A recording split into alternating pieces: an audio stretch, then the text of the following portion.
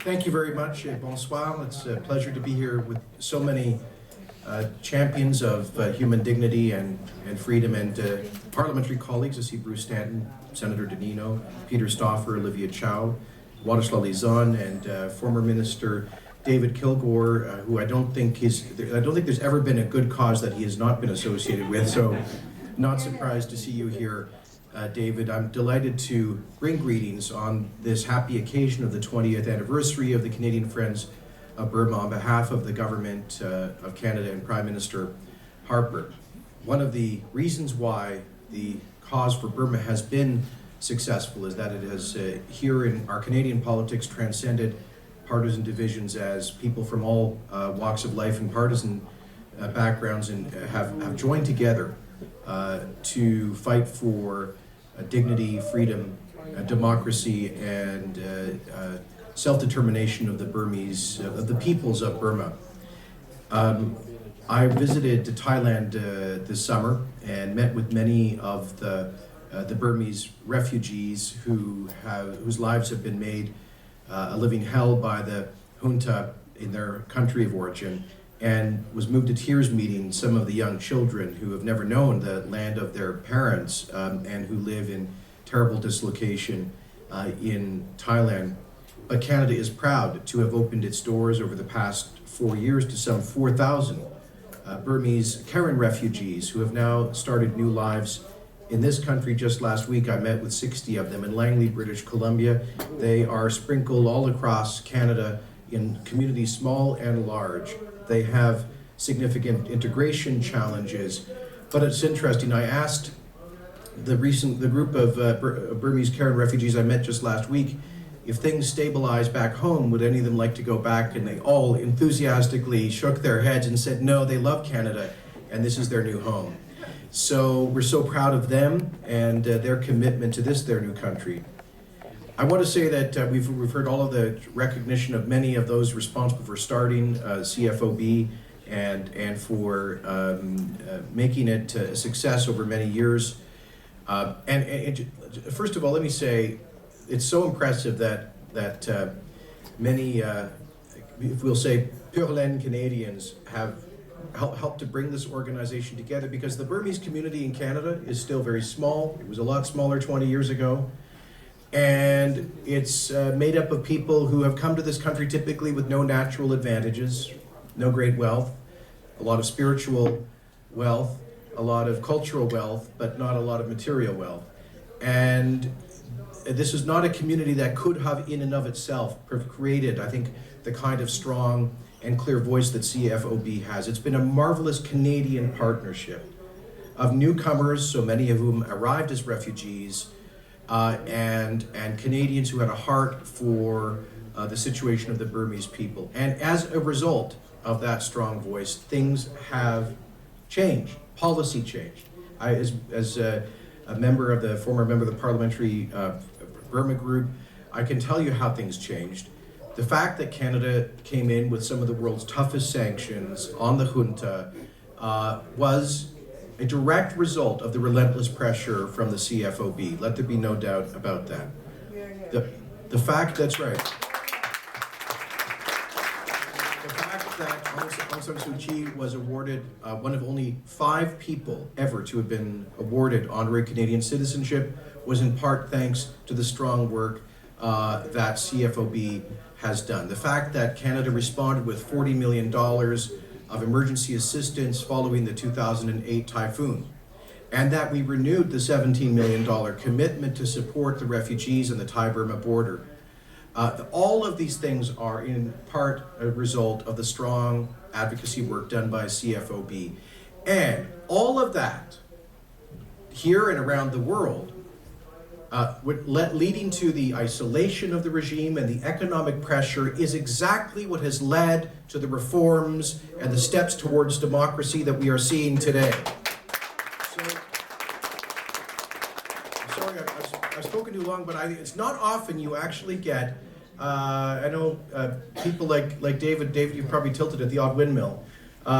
This is one where we've actually managed to bring down the windmill We all hope that these reforms are real, profound, irreversible, and enduring.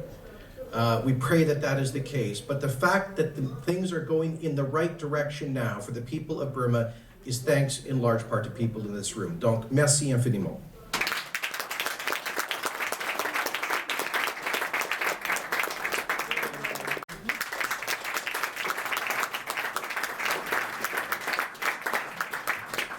Congratulations to all the award winners.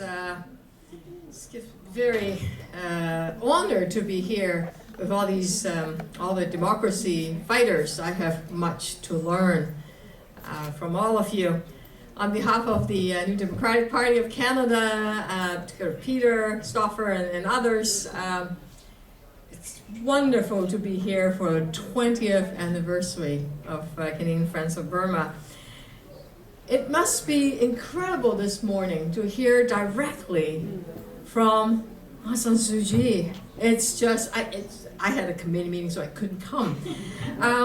It must be a sheer joy to learn in November 2010, after 15 years of house arrest, her freedom, and it must have been a sheer joy when we hear of the waves, after the first wave of political prisoners coming out. I thought, is this really true?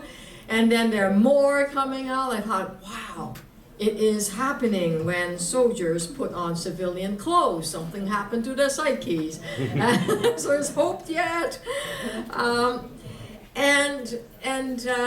In many ways, they were jailed because of their quest for freedom, for democracy, for human rights, and for justice. And when they imagine Aung San Suu Kyi being in jail for 15 years, she did not back down. And the monks that were on the street, they did not back down even when blood flowed. And the freedom fighters, when they were in jail, when they were beaten, when they were tortured, they did not back down.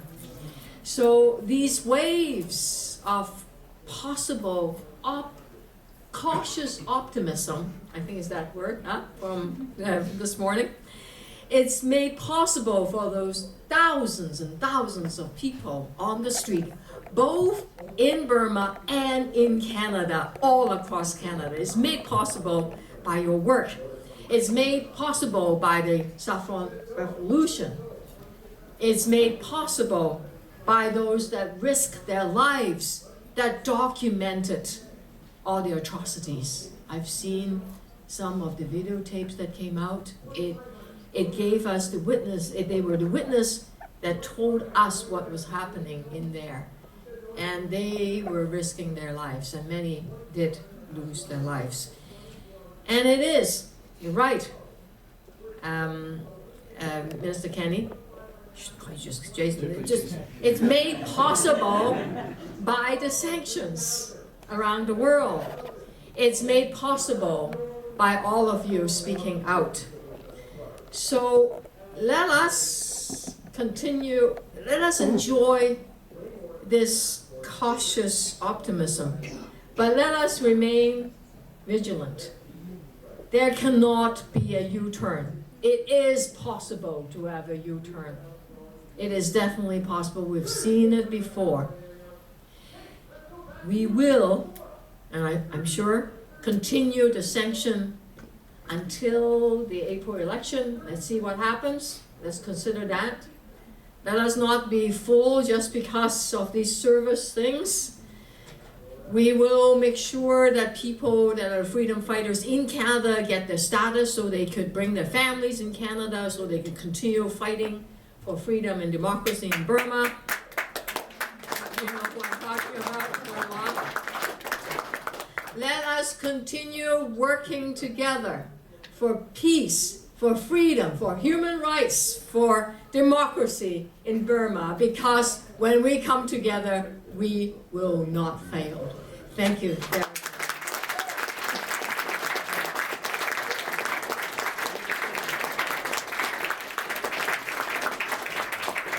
Thank you very much. Kenney. He's the strongest. Yeah, that is the truth. Without him, we would not succeed our advocacy work. And he made things happen. Thank you very much.